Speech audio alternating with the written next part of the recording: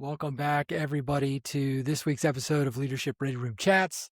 I'm Brandon Jenkins here with my co-host Tom, Brother Murray, and it's good to be back with you after a couple weeks vacation. Tom and I both did some traveling, and so that's where we were for the last couple weeks. We are excited to be back with you though today. Um, and today's leadership topic, again, very real for us, something that we're living right now, Tom and I. And I think something that a lot of leaders deal with at every different level of leadership in many different arenas. And that is kind of that discomfort, or maybe it's the differentiating or discerning between when things are uncertain and you don't have enough information to make a decision, or you don't quite know what you're going to do yet, discerning between that and when things feel more unsettled, meaning maybe you do know deep down which direction you and the team need to go. You just haven't quite acted on that yet, brought it to the attention of everybody else in your circle yet, and you're kind of more just unsettled about what that decision will actually mean to you and the team moving forward. So I'll pause there and I'll say, hey, Tom, man, what's that bringing up for you, buddy? Yeah, I mean, you nailed it, Brandon. This is stuff that, is top of mind for us and very relevant. And I don't, like so many of the topics we've done lately, we almost stumble into it by just talking about what's on our minds and what's got our attention in the moment. And so that sense of being agitated or unsettled, for me is, I've got a lot of moving pieces right now and several different areas of my life, personally, business. Um, and so, yeah, sometimes, I think in some cases I do know the decisions that I'm going to make across, the spectrum. And in some cases, I'm waiting for maybe an event to happen before I'm ready to either execute or share. And in other cases, maybe deep down I know where I'm going, but I need to sit with it a little longer before I'm ready to share it. Um, and I think the unsettled part for me largely comes from having to hold something big close. I think that causes some agitation for me. Feels unsettled. Feels like maybe I'm um, the only person with the secret or the info, or maybe a sense of being in limbo. Um, is how it feels for me. Like I know where we're going, but we're not actually going there yet. We're not taking strides, and I think that's part of a leader's responsibility to have to carry that, right? To have to straddle the fence, to have 1 foot in two different worlds, whatever phrase you want to use. Um, I do think that's something that leaders are expected to do, and um, it can be a real challenge for leaders, right? You're not, maybe you're going to shut down a business line and you're not ready to shut it down yet, but you know it's coming. Well, you probably have to walk the walk and talk the talk as if it's going to continue in the interim. And that's hard to do, but it's important. So I'll stop there before we before we go off on too many tangents, and I'll throw it back to you. Yeah, that piece right there, it's like, what are the effects when you, as the leader, or maybe it's the leadership team, you're sitting with this, you have the information you need, you're largely like, yeah, this is the decision, and yet that time in between you talked about, where, okay, well, you haven't announced it yet, that means you haven't started to take the action you need to take. Everybody else is thinking we're still on, the old line of thinking, the old page. And so that's like, what are the consequences? Um, of that when, as the leader, as a leadership team, you're in that space, you know? And you probably have some thoughts on that, but it's like, I guess it depends, right? Like so much of this, it depends on what is the context, what kind of organization is it, what kind of team is it, uh, what is the arena that you're in. Maybe you're moving into a new arena, you're making a big transition yourself. Um, so, it depends. However, that is something that a leader that we need to learn how to hold that, like deal with that, hold those two realities at once. In our inside, a decision has been made, we're changing. However, we haven't changed yet, and business is still going on as usual. Um, how do you know, man? Like, how do you know it's not uncertainty? It's more of that unsettled feeling, like more of that, okay, we know we're doing this, but man, this is going to affect revenue. This is going to affect me and my home life. This is going to affect my teammates and their home life. A number of things, all these different things that a change typically affects. How do you know it's like that's what you're dealing with versus you really are still kind of uncertain on the decision moving forward? Um, you don't always know. So that said, I think you should, whatever arena you're talking about, Brandon. I think you need to. I think there's two key things here. One is having an idea of the end state, having an idea like what objective are we trying to satisfy? What's the mission? What's the vision? What are the priorities, right? And you can overlay this on a personal decision, a home life decision, or a business decision. So where are we trying to go, and is our current method going to get us there? And I think that's one piece of this of how we maybe tease out, to your question, how do we tease out whether we are uncertain or whether we're simply just not ready to execute. And I think the second piece is having people around you that you can talk to about this stuff, whether that's a spouse, a significant other, the leadership ready room, whether it's, for us, Green Squad, having people that are in your corner that are going to support you, call you out if they think you're lacking the courage, or call you out if they think you're about to make an impulsive decision, um, a reckless decision, right? Because we've all been there. We've all been ready to maybe pull the trigger on something that was impulsive and that wasn't really aligned with our values, our personal or business objectives. And so yeah, that's for me. Those are the two things, Brandon. I try to slow things down. I am so imperfect at this, and I rely heavily on my spouse and on Green Squad to keep me from doing these impulsive things. And thanks to folks like you, I try to slow it down. And all right, if we do X, if we make this business change, this personal change, are we going to be going where we want to go, where we need to go?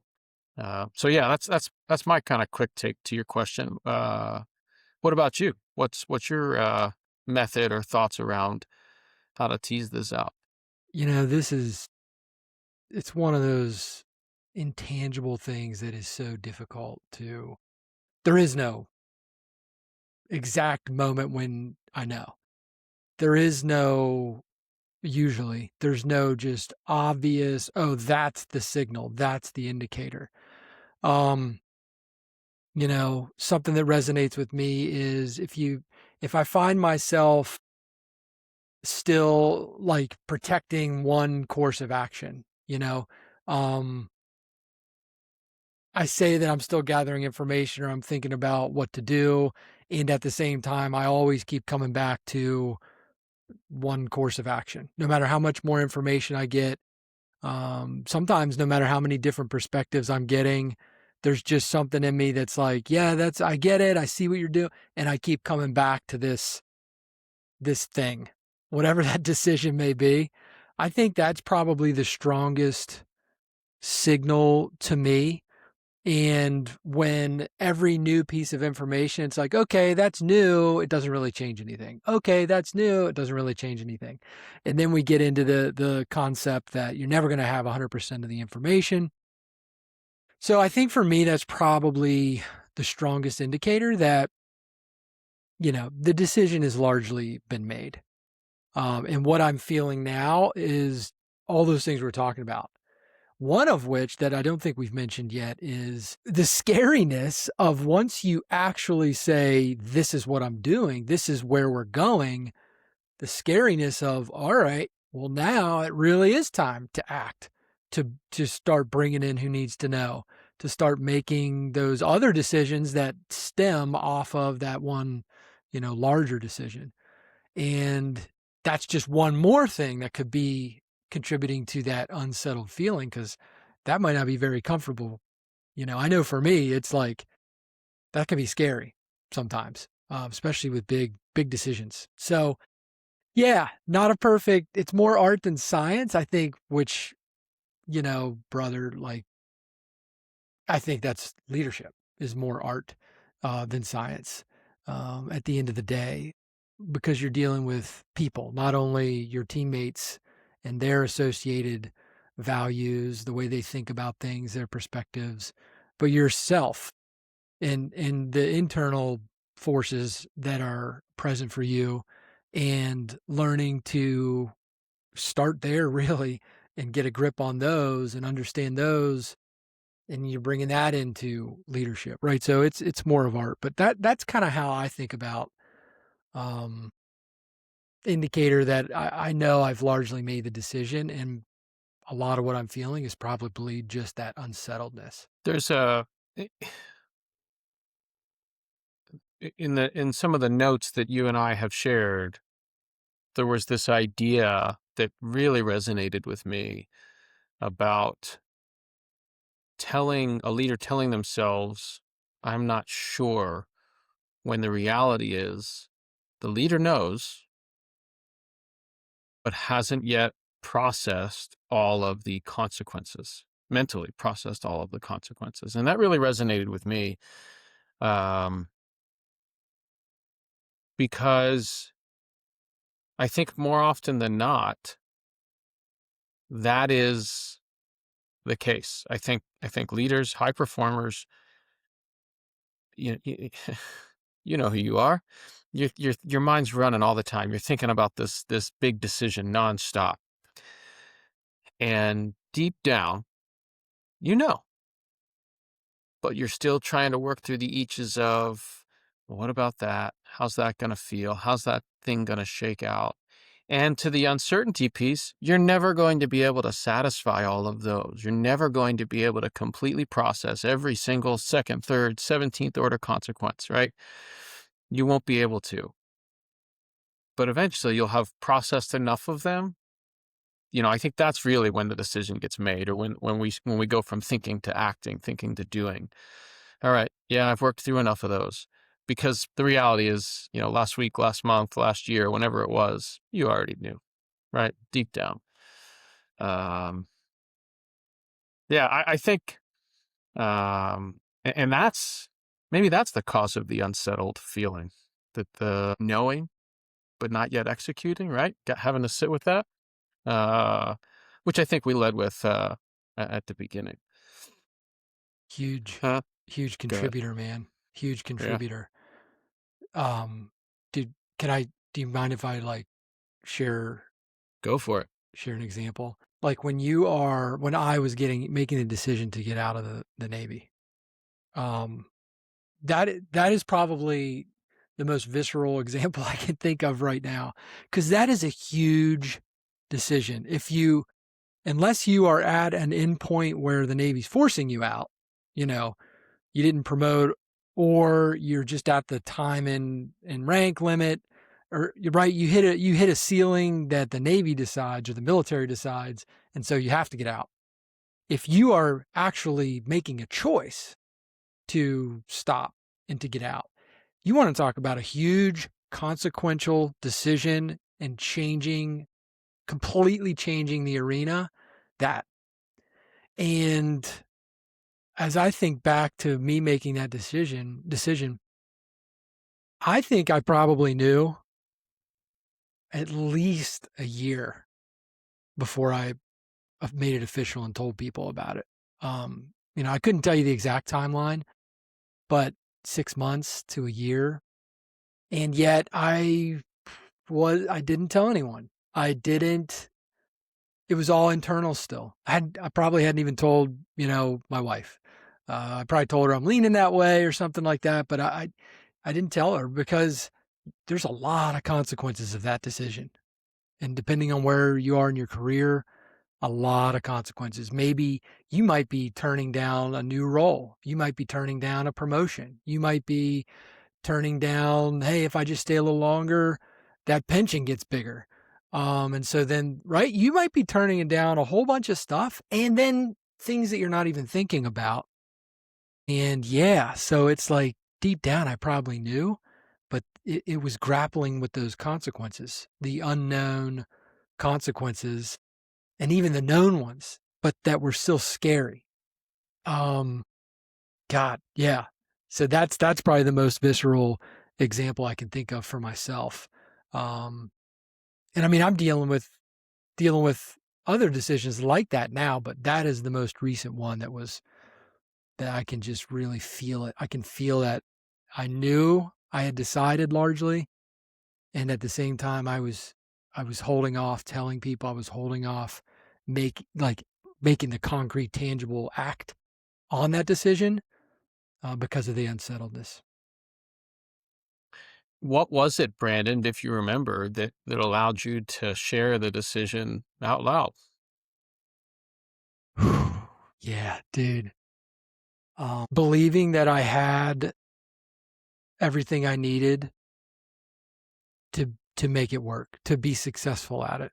To I think I think it's once we kind of get a grip on those consequences that could be life altering or like those critical ones that could really like I don't know if existential is the right word. I mean that might be it might not be that big, but like in our own personal world, there's consequences to that could like you might have to. What if you lose everything? What if you lose the home, the house you bought, and because you have to downsize or you can't find a job? Like, I think once we get a grip on what we're going to do with those worst case scenarios, those consequences, the biggest ones, that helps, right? Once we have an idea what those are going to be, at least we might not know everything, but we know those life altering type consequences. And then we have a plan in place or we have a way that we're going to approach that in place.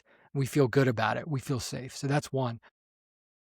Two is, and this may even be more important, is in this specific case, when you are moving from one arena to another, when you are moving from military to civilian, there's a huge identity piece to that.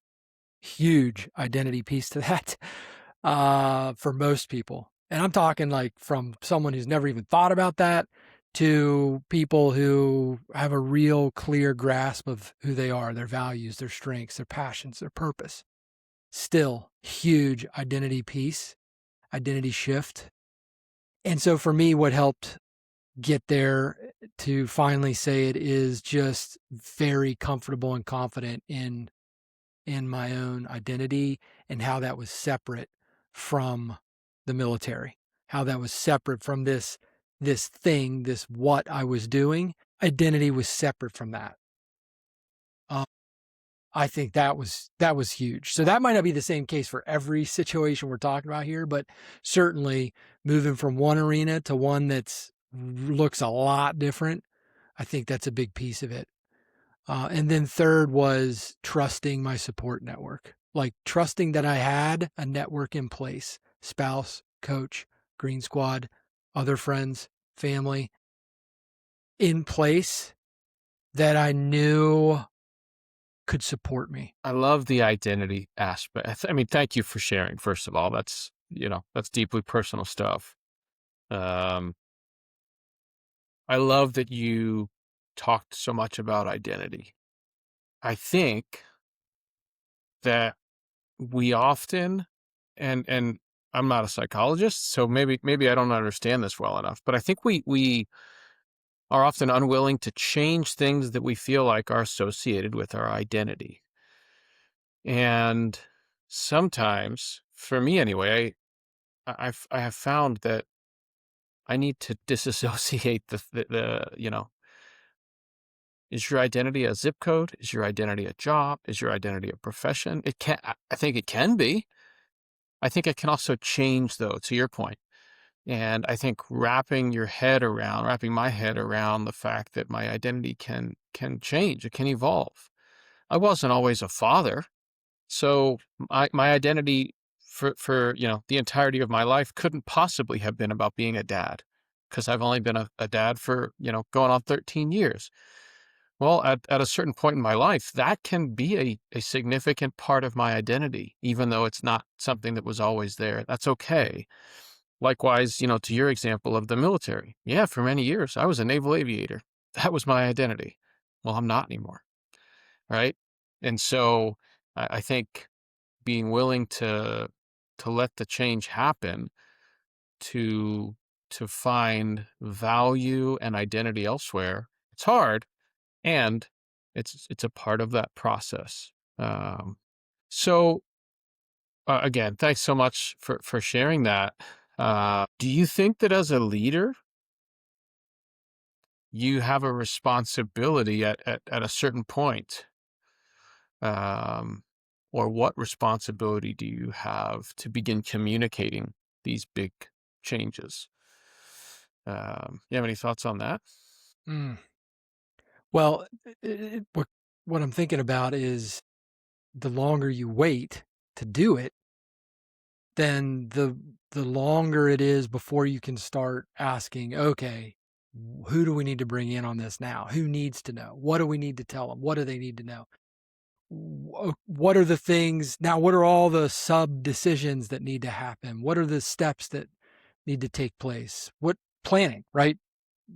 Until you actually communicate it and just make the decision, all those other things are much more difficult to get started. You know, I can remember, I mean, again, back to transitioning out of the military is just like the perfect um, example of this.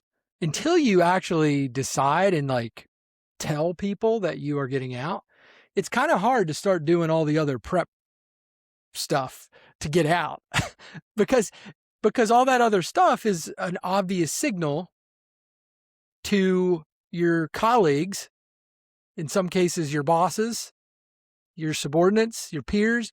It's an obvious signal that you are making moves to get out, right?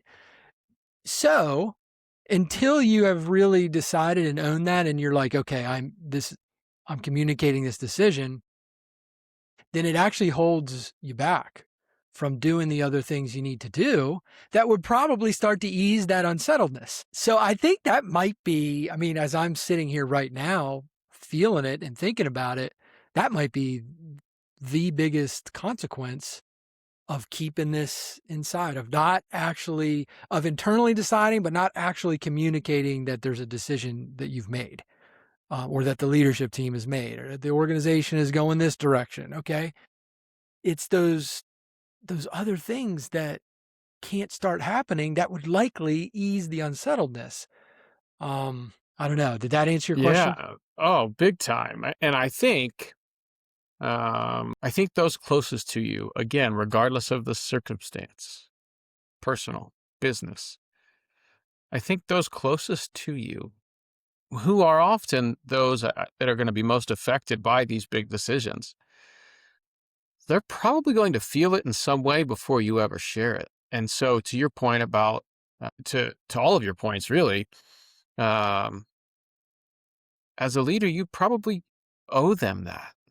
You owe them the information that they're sensing or they've got some awareness of, but you haven't yet, filled in the blanks, colored it all in.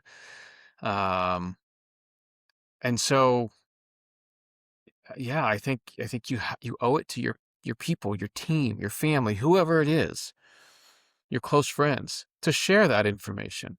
And for two reasons. One, they're going to sense it. And two, they're going to help you carry it too, right? That you're not going to have to carry this stuff alone. Um, Man, this is based on all of the things that you and I have going on. Uh, this one resonates more than most, and most of them resonate very deeply. So um, I think that I wind up growing while we're standing here talking, and I appreciate that, Brandon. So thank you. Last words to you about this awesome topic. Well, me too, man, because when we're talking on here, just start to reflect on things. And I, as a leader, man, I actually posted a video about this on Monday. I've been thinking about this a lot the last week. Um, not uncertainty, normalcy. This idea that we're going to face a challenge, something tough, a difficult situation, a big decision that we have to make. And okay, it's just another problem to solve. We're going to solve it. We're going to get through to the other side, and then everything's going to be back to normal. And I think that is a bit of a fallacy, especially with really big consequential things. Um, a lot of times, I don't think that these big decisions are things to get through and solve and get back to normalcy. I don't know that there is no getting back to normalcy. It's hard to explain that sitting here, but it's something I've been just contemplating for a little while now. And I think it relates closely to this, what the topic we're talking about today. And that is, as a leader, especially the more people and resources you're responsible for, right? The higher up you go, or like when you're shifting into something completely new and different, I think the developmental edge here is, how do we learn to be okay and to continue to move the needle when we feel unsettled? How do we learn that we're probably never going to feel 100% certain and sure and have all these consequences resolved on these larger, bigger, more consequential decisions that we are inevitably going to have to make as leaders? I think that's the developmental edge, is how can I be comfortable being uncomfortable? How can I learn to be effective and continue to lead the team when I am also unsettled and don't know? Um, to me, that is kind of that certainly was one of the toughest things for me to start to grasp as I assumed higher levels of leadership. And it is still one of the toughest things. And so I think the earlier you start to kind of wrestle with that and grasp it, the better. So I love it. anything else, Tom, before we wrap? No, this is great, Brandon. All right, brother. Hey, everybody. Thank you for joining us today live, or if you're watching this after the fact, thanks for tuning in. Tom and I hope that you got something out of this. If this resonated with you, please feel free to reach out to Tom or reach out to me. We would love to continue the conversation with you, and we will see you back here next time on Leadership Ready Room Chats.